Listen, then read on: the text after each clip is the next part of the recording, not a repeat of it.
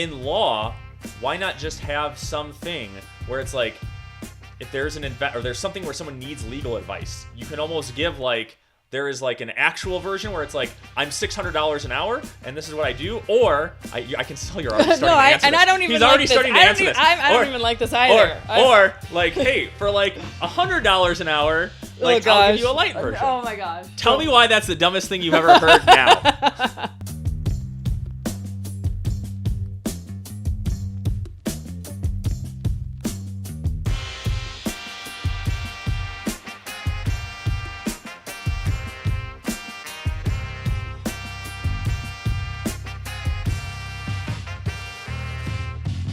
Alex, I feel like we've been on a kick recently, and who knows when this episode's actually going to release, so we don't know if the listener will notice this trend that we've been doing, but I feel like we've been bringing lots of attorneys on recently. We have, I don't know if it's just because we've been watching too much Suits or too many law movies, but I don't know. We were coming up with topics and we're like, oh, this would be interesting. Let's just this will turn into like a dental legal podcast. And unfortunately, I think we know too many attorneys. I don't know if that's a good or a bad thing. Yeah. Well, I think it just depends on what it is.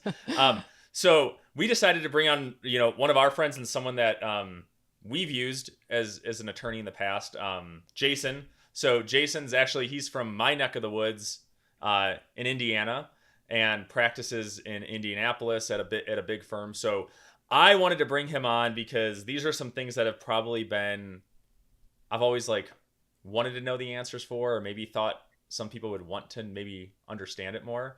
In relation to dentists being, high income earners, right? And also probably being presented a lot of different investment opportunities, right? We see that on all the Facebook groups, right? Like someone's doing real estate here, someone's doing this alternative here. And so I wanted to bring someone that we knew that's an expert in that field to kind of talk through that stuff, things to look out for, things that are kosher, not kosher. Oh, right. Because dentists, we're an easy target. Yeah. Right. I think so. Yeah. But yeah, so let's bring hey, thanks for coming on, Jason. Happy to be here. So glad to join the podcast. Yes, I think that this is a timely topic, because right now you've just finished the year. You know kind of what your profit and loss was. You know what disposable income you have to invest. And Alex, I wouldn't say you're an easy target, but you're certainly someone who has no shortage of folks asking you to invest in different ventures. Absolutely. I mean, think about it, right? Like, and maybe Jason, I don't know, we can stereotype a little bit here with dentists, but like, when we were younger dentists going to all those trade shows and stuff too, right? Like there's a reason like the Chicago midwinter meeting has so many vendors and stuff. Like they know they can sell us some pretty good stuff. And I mean, if it's shiny, if it's like brand new, this will solve all your problems. We're like, yes, I need this. So thanks for saying we're not an easy target, but I do kind of feel like we are a little bit of an easy target. And the reason I say that is, so I'll expand on it a little more. I think, like we said, it's people who have the potential to earn disposable income, right? And we own businesses without having a financial background, right? Doesn't mean you're not required. Let me say that. You're not required to have a financial background to open up a shingle and open up a dental practice. So I think, and maybe, I don't know, maybe we're kind of trustworthy. Maybe that's just me. I'm more trustworthy. I don't know if the average dentist is or not. Yeah. Well, it can also just be, look, I mean, you find a skill set, right? The way your brain operates, you all are very good at what you do, which is helping folks, right? From a medical, physical perspective. And I can say for myself, financially, that's just not where my strengths lie. I hate math.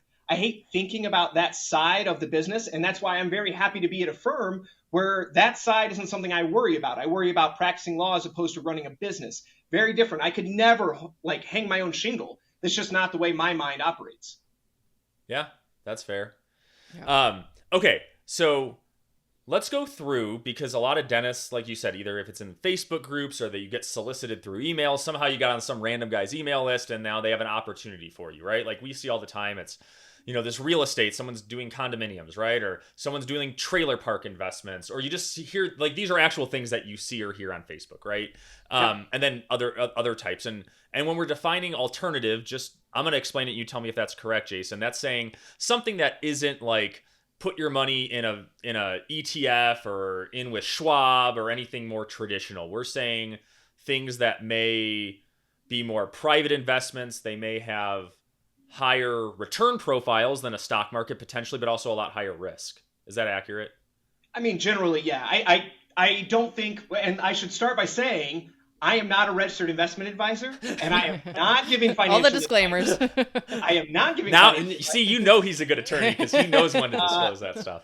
So I am not giving financial advice, and I'm also not giving legal advice. I am here to talk generally. That's okay. We're not giving dental advice either. Yeah. So I don't know who's listening to this podcast, but you won't get anything out of it today. So in terms of alternatives.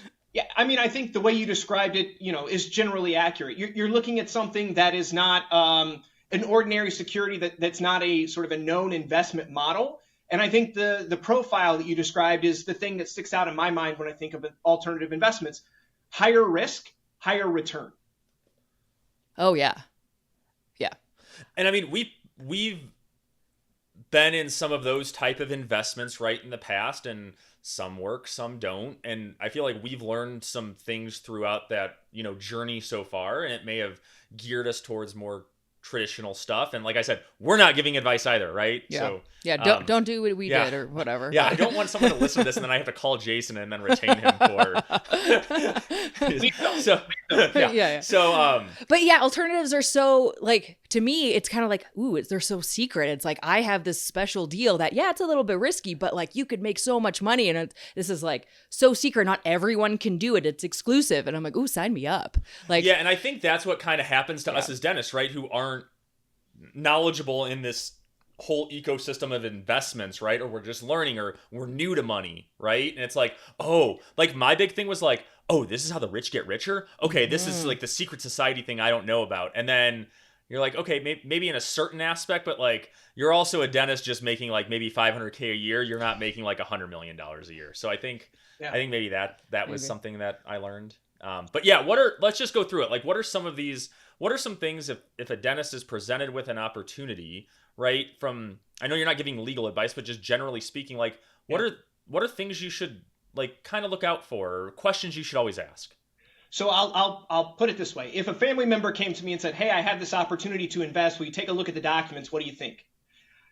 I would say, all right, you want to definitely look at what we're talking about in alternatives. They're normally private placement memorandums, PPMs, right? So you want to take a look at those.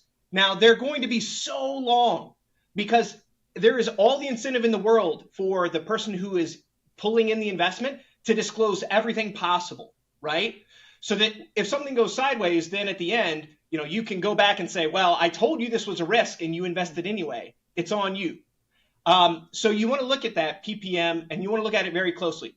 Because these are alternatives, normally you're not going to have a long track record that you can look at for performance. You're sort of going out on a limb and trying to understand whether the sponsor, the person who's running the fund, is someone you want to be in business with is really important. Now, when I do both plaintiff's work and defense work, before I came to private practice, I was in the Department of Justice.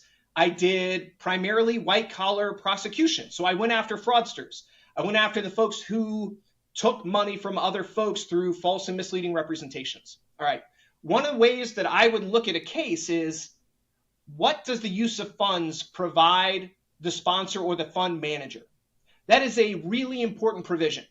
So for a PPM, you can have a very narrow use of funds where it just says they can use the funds for this specific purpose and this purpose only. That means that when you as an investor are looking at how your funds were spent or will be spent, you have a very clear picture. Now, sort of on the other end of the spectrum, you can have a use of funds provision that is really broad and allows the manager total and full discretion to take your money and use it however they please. And when you're signing up for that kind of investment, there's a lot more risk because the manager may say, well, we started with an investment in this area or with this specific property or real estate in mind. We're now looking at something different. We're now looking at lending, or we're looking at a different project altogether, and we can still use the funds that way, although the risk profile of the investment has changed. So for a dentist or anybody getting into an alternative, take a look at that PPM, really dig into the use of funds. See what that manager is allowed to do with your money. And I think that's an important part. So, yeah, good point. And this is something I learned later, right? Like there was Same thing. There was an investment we had an opportunity to get into, and I probably didn't look as much into the PPM as I should have.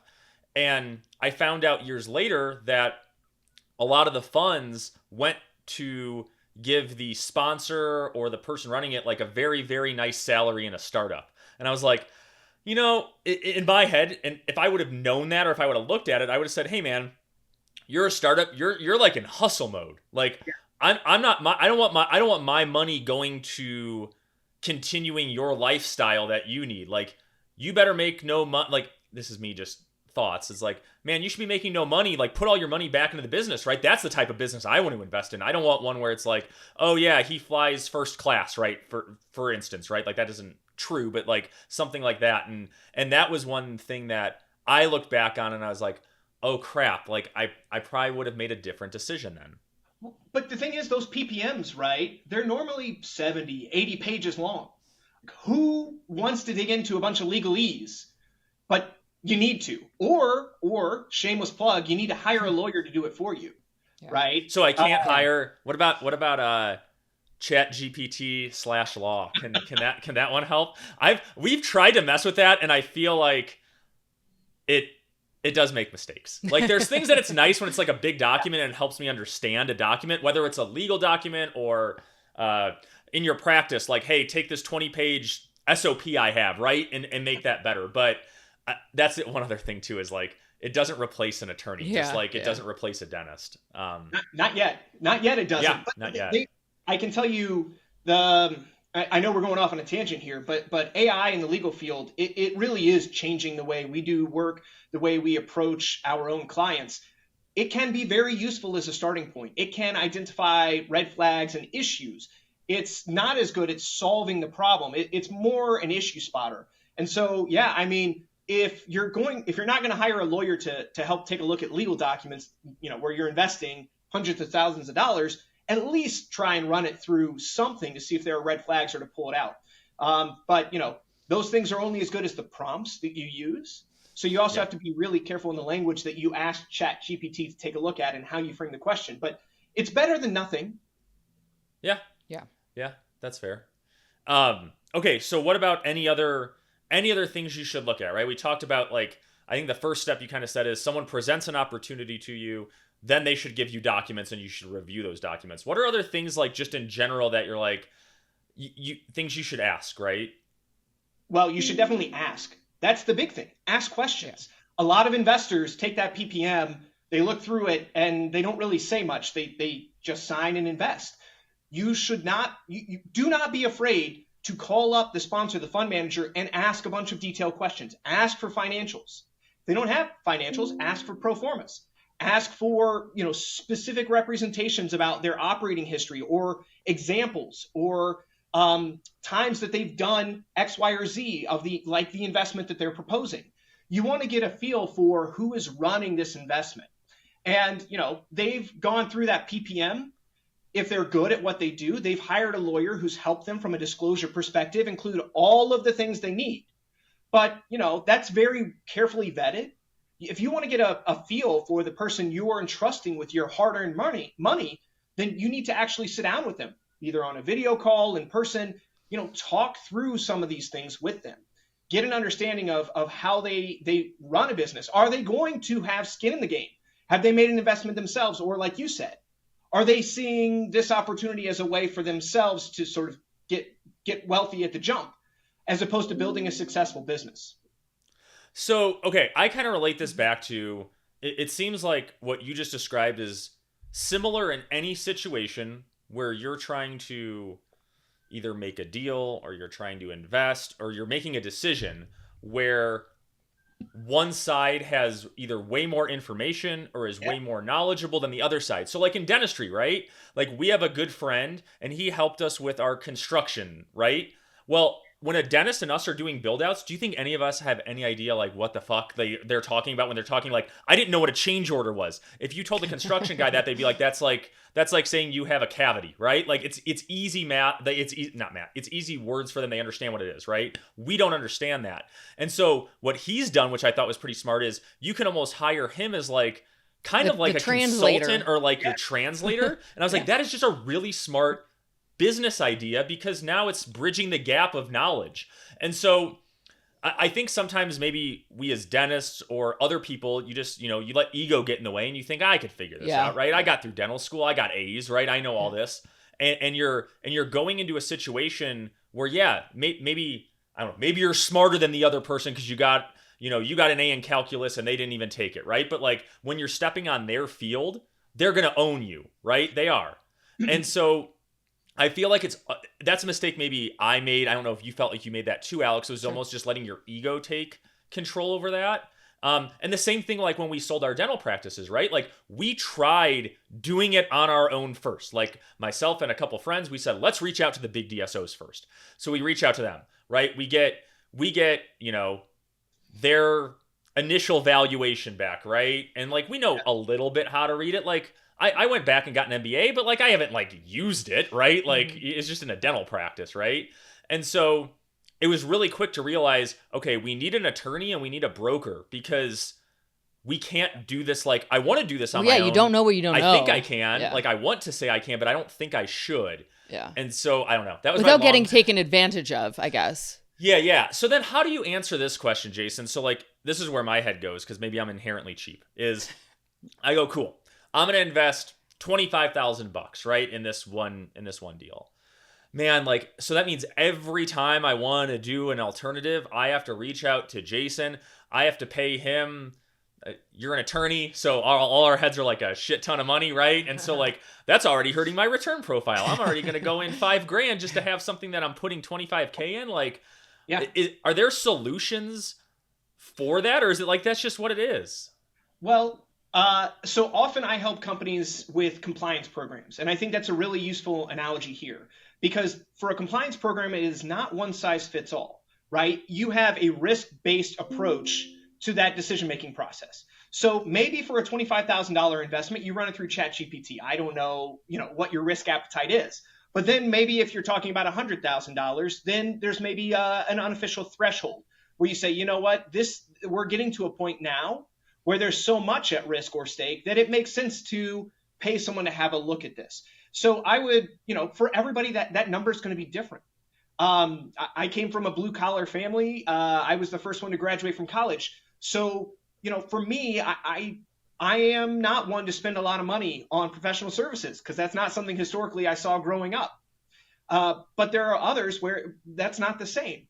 And I think each person, each investor, each dentist, whatever you're talking about, whether it's, looking at a contract to sell your practice, or, looking at loan documentation to start a practice, that sort of spectrum is going to be different for everybody. But you shouldn't be afraid to sort of right size it or guesstimate. If on the low end, you say, I'm comfortable taking this risk, the amount of money at issue, I want the return as opposed to the certainty, then that's fine. But as you move along, that's where I would say folks need to start thinking about bringing somebody in, again, a registered investment advisor, an attorney, to take a look at the documents. I'm a litigator. So usually I'm looking at things after the fact. Here are the things that you wish you had really looked at, or you wish you had known at the time. And so that's a little bit different. But there are lots of folks out there. You can do different size firms, different price points.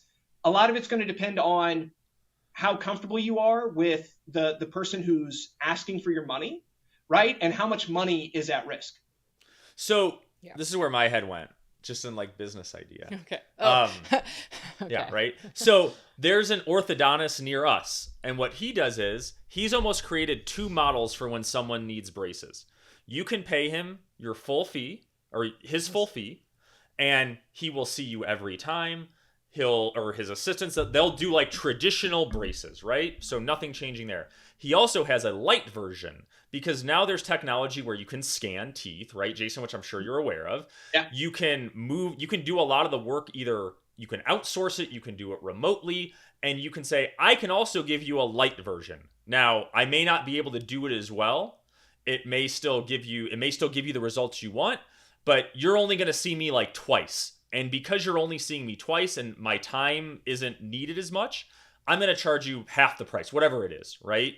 Yeah. So in law, why not just have something where it's like, if there's or there's something where someone needs legal advice, you can almost give like, there is like an actual version where it's like, I'm $600 an hour and this is what I do. Or I can tell you're already starting to answer and this. I don't even He's like already this. starting to answer this. I don't even like this either. Or like, hey, for like $100 an hour, like I'll give you a light version. Oh my gosh. Tell me why that's the dumbest thing you've ever heard now.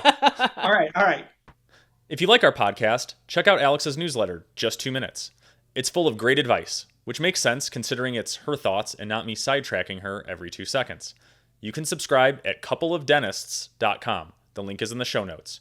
Now, back to the pod. So here's why the half-assed version of practicing law cannot exist. Yeah. It's because the rules of professional conduct apply whether you're doing it for free, pro bono, or whether you're charging $5,000 an hour.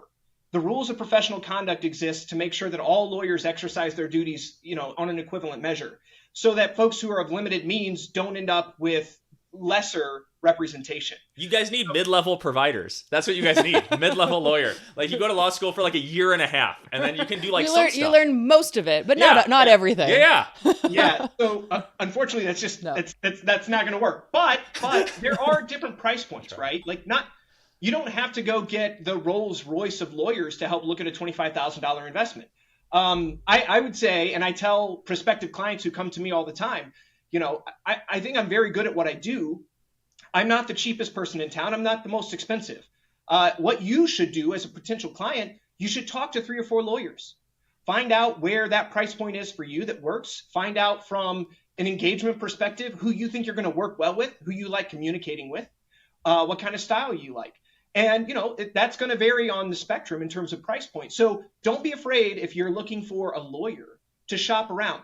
Don't be afraid or embarrassed to ask, what is your hourly rate? And because, again, whether someone is charging $5,000 or doing it pro bono, they should be giving you the same service. And so you should find the person, but they're not all the same skill. That's the difference. The person who's charging $5,000 an hour usually justifies that because they have an incredibly useful skill set. So you may find that the lawyer at the right price doesn't have the same skills or experience, but they're still worth, having them review these documents. There's also a very useful thing, malpractice insurance. Yeah. So if that very inexpensive lawyer, I'm not going to say cheap, the inexpensive lawyer, right, maybe doesn't have the experience and does a terrible job, there's also the potential that you can bring a suit against them to recover because they gave you bad legal advice. So again, I'm not encouraging lawsuits against the industry, but at the same time, they should be carrying malpractice insurance. And if they're operating and giving you advice outside of a skill set or area that they have, then maybe they have a carrier that's going to end up paying you something for that bad advice. Okay, so do you guys take a class? Sorry, my brain's going everywhere on this. So do you guys take a class as attorneys? Because you are really, really good at saying things like, I'm not saying cheap, I'm saying inexpensive. Is there a class in law that you have to take that's like, say this, not that? And you guys literally just talk to each other and a professor's like, Jason, that's not how you say it. Use this word. Like, do you guys actually practice that stuff? Because you guys are good at it. So you sit down and every time you say the incorrect word, they shock you just a little bit. Yeah, You just like, but how do you like? No, but like it's serious. Like, because like we take a lot of courses, right? There's people on case acceptance, right? Like, don't tell a patient. You get both ends of the spectrum on it, but like, don't tell a patient the very technical term. You're going to tell them a term that they can understand in their words. You guys, is this just a skill you always had that attorneys have, or do you actively work on developing that? I'm incredibly blessed with the gift of gab. No, some law schools actually do have, it's almost like bedside manner. So I went to IU Law School, the Maurer School of Law, and they had a class which was sort of the rules of professional ethics and conduct, and then they had legal writing. And those are two different things, but what they did together, those classes, they taught you how to speak to judges, right, in your writing. And then in the rules of professional conduct, they talk about how you should talk to your potential clients. Now, they don't tell you, stay away from this word or that word, but they sort of get you in the mindset of thinking about the different audiences that you have as a lawyer. It's very different talking to opposing counsel or the court or your client. So it's less about specific training on what words to say or not say, and more about getting comfortable being in those situations where you have to evaluate your audience And then in real time, think about what type of language you should be using. Oh yeah. See, this is why I couldn't be an attorney, because I'd probably look at that and be like, I wonder if I can get away with an F-bomb here and just try it. What? And it just wouldn't fit. You would not be a very good attorney. No, I would not be a No. good attorney. No. I talk too much. I'd be bad at negotiating, and You're being hard on yourself. You're being hard on yourself. It's like No, any I other. I would be a bad attorney. It's just a skill set that you have to develop. You know, people aren't born lawyers. You don't graduate from law school being a good lawyer. It's just something that you get better at over time. Yeah. They probably should have taught us something in dental school. No, about that how, would like, have talk been good. to I mean, a I think patient. most people, like, if you interviewed most dentists and you said, where were the gaps in dental school? I think it would be like, you're learning business from someone who probably never owned a dental practice. What business class? Our 2-hour like class on how to run an office? Or like it's from someone who maybe they had a dental office, but they weren't running like a $4 million practice, right? Like, so like you can make an argument, do they know? And I feel like too, like how to talk to patients, because you have a lot in school. I feel academics are academic, right? And like they like the technical term, right?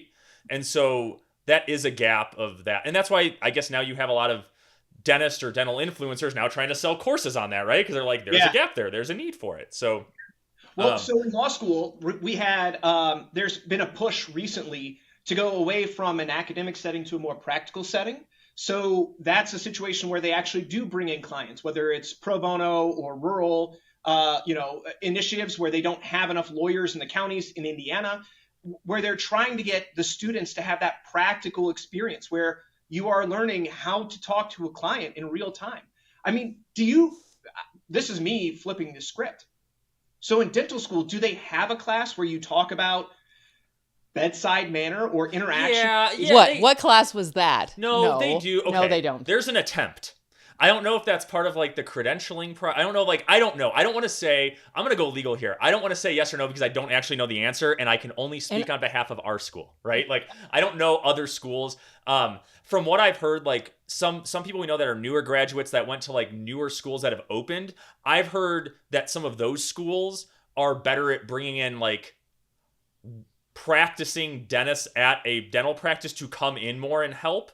And I think that helps more. And I think they're trying to do more of a focus on communication. But okay, I guess your answer is I don't remember it. And so that's your answer, right? Like, what are you thinking about this? No, didn't we have something about like communication and stuff? And it was the most useless class, remember? And I don't even know what it was about. Was like, let's put it this way. Maybe there's like an attempt. I don't know if it's effective. And then it's tough, right? Because there's some people like my skill set is probably just talking, and I've never felt uncomfortable around people. That doesn't bother me, right? And then my deficiency was probably more like just sitting down and focusing, right? Which you kind of need to do in dentistry. And so like that wasn't a big issue for me because I was like, oh, talking to people. Okay. When I get out, like I'm not scared of that. I'm not nervous about that. I can do it. So I probably didn't pay attention to it because I wasn't seeking it out. Well, I'm sure I don't know. Your skill set has changed since you graduated, right? It's gotten better. There are the areas where you're naturally talented at something and you excel at those. And then there are areas you have to work and you're not going to know what those are until you're actually out and practicing. It's the same thing for a lawyer, right? And that's why not all lawyers are litigators. Some lawyers do M&A deals where it's much more contract heavy and you're working on due diligence and, you're not up on your feet in a courtroom sort of, talking off the cuff. Not all lawyers are built the same. We all have different skill sets. I'm sure it's the same for you all, but I mean, there is a push, in the legal profession to try and get folks before they graduate law school, acclimated to talking to clients, to speaking, not in legalese, but breaking it down in a way that your client can understand what they're getting and what you're asking them. Yeah, that's fair. So then, okay, to pivot a little bit here, because this is another thing that's like top of mind to me is, first, are you guys in the law profession also dealing is a bad word too. See, now I'm like thinking of every word I'm saying before I say it. When I'm talking to an attorney, you make me nervous. Is it more commonplace that you're seeing in your field, whether it's, on social media or if it's through emails, whatever, you're getting exposed more on hey, let me sell you this course, attorney. I'm going to teach you how to attract more clients. I'm going to teach you how to talk to this client. I'm going to teach you how to close this case. I feel like that's just becoming more and more. I mean, it's always been around, but I feel like it's getting more and more prominent. Like the whole like dental influencer. Is there like a law influencer thing that you guys see in your field? There certainly is. We're not immune to the same social media changes that you're seeing in your industry. For us, right, there are folks who want to help you capture more of your billable time, or that have software that can help you in real time generate your summaries for tracking and things of that nature. There's always going to be a better mousetrap, right? There's always going to be some new feature, tool, a life coach, a business coach, who wants to help you sort of bump up to the next level. Those things exist. I'm mostly blind to them because the only social media I have is LinkedIn, and unfortunately, much to the firm's chagrin, I'm hardly ever on it. But that stuff is there as well. So yeah, I feel like maybe we might be more as like Dennis, more like gossipy, like that type more than attorneys, maybe more. I don't know. That's just my stereotype of us, I feel like. Is like, oh, we're going to join Facebook groups. Let's go just bitch about stuff, right? Let's just complain about this. Let's say that's bad. I feel like in law, are there like lawyer Facebook groups where you guys are like, just talk about cases or talk? No, that doesn't really exist. Interesting. So I think it has to do a little bit with ego. Like, No. Well, maybe, but no, I think it has to do more with like just the profession in general. Like you are at a firm with 1,200 other lawyers. We work at an office where it's just like me. Like I have staff, but I'm the only like dentist there, or maybe you have like one associate. It is so lonely.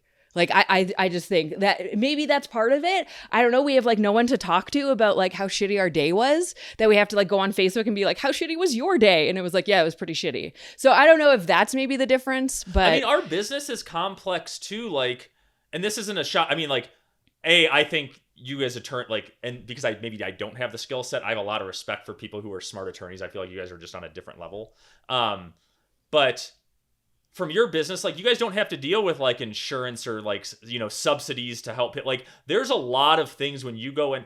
I've been hard pressed to think of another small business that's harder to start and make successful than like dental, because it's so complex and there are so many hats you're wearing. Yeah. So I will respectfully push back. A lawyer who hangs their own shingle and goes out and is a solo practitioner, you're dealing with all the same things that a dental practice would be dealing with. You have to get your own insurance. You have to get your own legal tools, whether it's software to do case law research. You then when you're pulling in clients, right, you're dealing with oftentimes, are they covered by insurance? So now you're fighting with their insurance carrier to get your legal bills paid. And at the same time, you have the duty of confidentiality, which, is going to be like HIPAA, but you can't talk to anyone about who you represent or what you're doing or what even happened, right, without violating that rule of ethics. And so, yeah, it can, I'm sure, as a solo practitioner, get lonely. That's one benefit to being at a bigger firm. I can go talk to the person down the hall, who, again, is going to be part of the team, and I can talk to them about what happened in our case today, or whatever.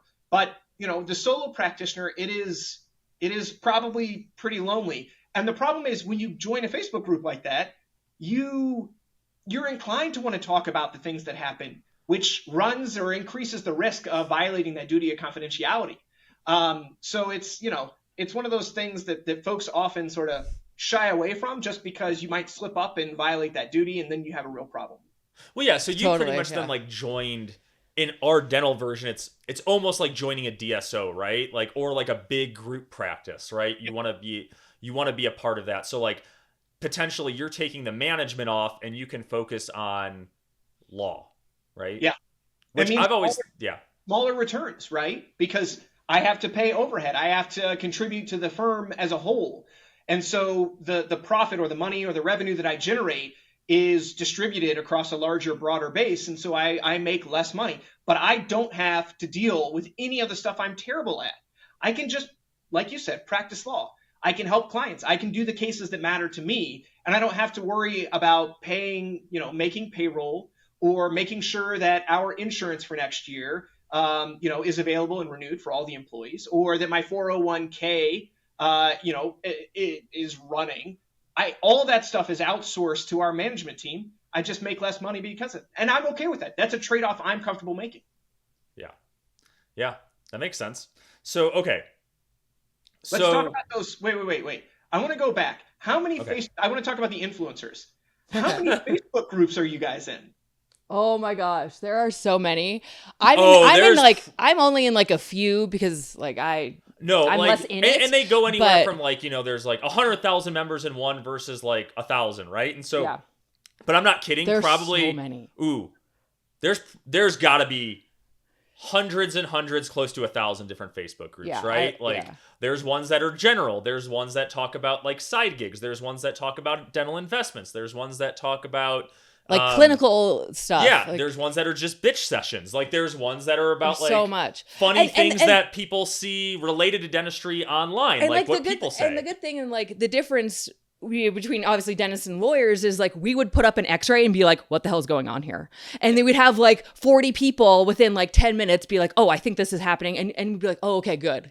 So versus. No, it does. At its core, I think it helps the community of dentistry, right? Like as long as you're, you post an x-ray, but you're not putting a patient name on there, right? Nothing like that's violating HIPAA. Yeah. But it is a very good way, especially I feel like if you're a younger dentist too, and you're like, I don't know what to do here. Like I might have to call my oral surgeon buddy, but he's out of town for a week. Like maybe I'll post it in this Facebook group and see what people say, right? And then so I think there is. But on the other side of that, there's also like, hey, this is like I need some business advice, and then you get someone who's like anonymous saying, oh, well, you need to do this, this, and this, and it's like they don't know anything. So it's like you get two sides of it. Or you post, hey, I need some help with this business thing, and then you get like 6 DMs from someone that's like, I'm a sponsor of this group, and I can help you out with this. And so like what's happening is I feel like you're getting where people that are trying to sell stuff can infiltrate a group, kind of take it over,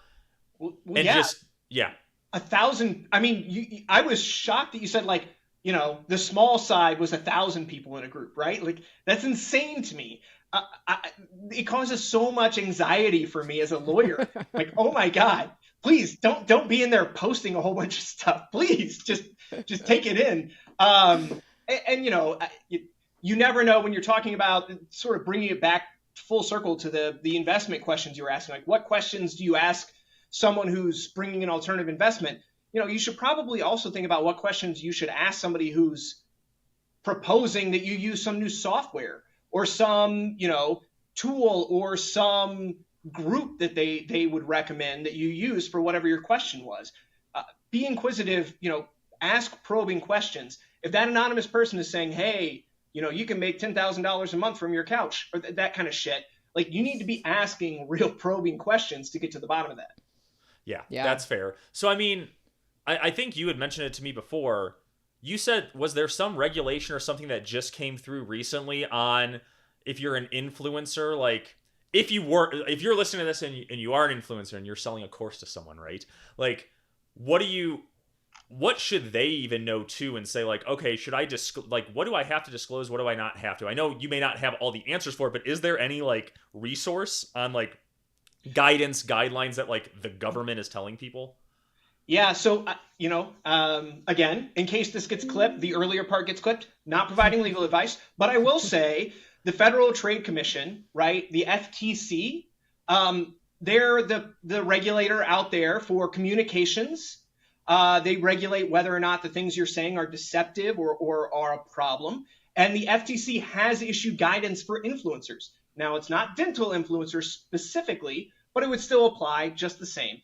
And they've sort of issued this guidance. And I would say anybody who, even for yourselves, again, not providing legal advice, if you're going to be recommending or promoting a brand, a product, or something on your podcast, take a look at those guidelines. Take a look at what they're recommending, because the last thing you want to do is pop into a Facebook group and say something, make a recommendation, that maybe is a little misleading or omits an important piece of information. Someone relies on that. They end up having a problem, and now you have a problem. And so, the FTC has guidance for influencers. You should definitely take a look at it. It can also help you as a consumer understand what kinds of things someone who's making recommendations should be disclosing in that kind of social media advertisement. So it's widely available online, FTC influencer guidance. That's where I would start. We all know Eric wants more friends. If you're enjoying this episode, share the podcast and then tell them to DM Eric so he can hit his quota of 1 new friend per day. Now back to the episode. Okay, so I know one of my buddies was asking me this, and he was like, you need to ask, because I'll tell him sometimes, like, hey, we're going to do an episode here, like, you got any thoughts? And he was like, can you ask Jason if he knows anything more about the whole, like, FTX, right, when they got in a lot of trouble, like, a couple years ago. Mm-hmm. He had said he had heard that influencers were getting sued, right? And I don't know if it was successful or not, but, like, can you talk a little bit about that? And the background, just so I understand, you do a better job of explaining it, is like that company got in trouble, and then there were a lot of people that either they paid or people that, recommended this product, and they started getting in trouble for doing what they do, which is influence. So are you saying like they had like an affiliate deal with? I don't know. He might. I don't know anything. Okay. So please explain. All right. So I'll talk broadly about this sort of as a hypothetical, right? Where FTX is out there, they have influencers who are recommending people come to their platform, invest in their digital currency, do whatever they do, place their money with FTX, and then FTX goes under. They have a huge hole in the balance sheet, and it turns out, that everybody loses their money. In that situation, right, where you have those influencers, a lot of those folks are celebrities. A lot of those folks appear to have deep pockets. FTX is bankrupt. There's no money to get from them. So as someone who lost money in FTX, what do? You look at the deep pockets, right? You look at the person, the influencer who was out there trying to get you to put your money with FTX, and maybe you file a lawsuit. So, I don't know where those lawsuits, I know that influencers were sued civilly by certain folks for having, brought in investments for FTX, and maybe they didn't disclose their affiliation. Maybe they made a misleading statement. Maybe unintentionally they said something they didn't know was untrue, but they did, and someone relied on that. So of course you find yourself a defendant in a lawsuit, and that's not uncommon. So the thing that I want everyone to think about whenever whether you're in your practice or influencing or in social media, there is a huge difference between the risk of being named as a defendant, being sued, and the likelihood that you are ultimately liable for whatever they claim happened. And in the FTX deal, that's a big piece of it. Anybody can be sued, right? Look, as a lawyer, you're supposed to have a good faith basis, to make the allegations in a civil complaint, but oftentimes that doesn't happen. And so you end up with folks who have to spend a ton of money defending a lawsuit that's meritless, that's baseless. And they may not be liable, but their activity in influencing is going to make them a target for lawsuits. Now, I think in any practice, whether it's the dental practice, the legal practice, or FTX, right, you're going to have people who are out there recommending that you come or use a product. And if that goes really, really badly, they're probably going to be named in a lawsuit. So those influencers can be sued. Whether they're liable, that's going to be a facts and circumstances situation. And a lot's going to depend on what they disclosed and what they knew at the time. That makes sense. Okay, so then kind of to circle back on the first part of like looking at like what to look out for with alternatives. One piece that I kind of wanted to go back to was, and it was another lesson that I feel like we both learned, is a lot of the times when you're being given an opportunity or someone's presenting something to you, the person that you're talking to who's a sponsor is probably just, or the fund manager is probably just the sales guy, right? Or saleswoman behind it. Yeah. They're not the actual person running the business. And I think if I could go back again and potentially make different decisions, I think I would have wanted to understand that. And I don't feel like I understood that well, that like, I'm talking to John. John's the guy who was just hired by Frank to sell people to invest with Frank, right? And so you kind of have to realize like that's not the person that really can make decisions or is the person you're really investing with. And then to make this even more long-winded, it's kind of like when we had one of our other attorney buddies on who he helped us out with selling our practice. And one point that he brought up that was really good was, the DSO is going to, have their sales guy or their head of business development that's going to talk to you and say, this is why you need to sell to this DSO, like us, we're good, blah, blah, blah. But like that guy, John, he might get fired in 2 months. And he's not a big piece of that business. Like you need to make sure you're talking to or have the opportunity to talk to the person that's either got equity in the company. They're maybe not a founder, but I don't know if they're the CFO, right? Whoever it is, someone that's high up that is going to be there and can actually give you answers. That's my advice. Yeah, well, I would say... Without giving advice. You're getting better. I would say start with the PPM, right? The PPM should disclose whether they are paying commissions to brokers to bring in investments, right? So you start there and see what does the PPM say about whether or not they're paying people to bring in these investments. It should also tell you who the decision maker is, who's going to run the fund, who is the member, the manager who's going to be in charge. Ask to talk to that person. Now, getting back to the salesman who maybe doesn't have skin in the game and won't be there in 2 months. Regardless of what the PPM says about whether or not there are brokers or whether folks are getting commissions, you should ask that person. Ask that question. Do you have a financial stake in this? They're asking you to put in $50,000. You should say, really, really want to understand, like, what's in this for you? Is there something in this, or is this just a good opportunity that you're in that you want to share the wealth, right? Get that probing question out there. See what their response is. Again, as a litigator, I think about things after the fact. And so I would love if in writing there was, John, the salesman says, hey, I don't get anything out of this. I just think it's a good deal. And then we find out later that he got paid. That strengthens our claim if there's a problem, if there's some fraud down the line. So I think getting those questions out there, getting the responses that you want, those are all useful things to paper when you're talking about investments like this. Yeah, that all makes sense. No, I think this was super helpful. I mean, I could just talk to you for like 6 more hours, but I know your hourly is so much that this is already costing us way too much money. So if anyone is watching the video version of this, I've been checking my watch the whole time. I'm joking. Yeah, 6 minute increments. 6 minute increments. Yeah. Is that yeah.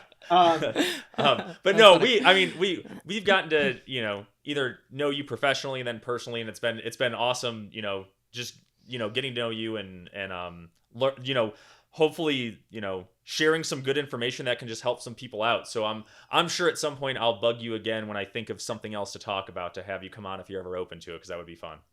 Absolutely. I mean, it's been a pleasure. Thank you for having me on. I think that the big takeaway, right? There's no one size fits all. So whether you're talking about your practice, whether you're talking about an investment, really think about your risk appetite and think about what's at stake, and, don't be afraid to ask those questions. Sounds good. Well, thanks. Thanks. All right. See you guys.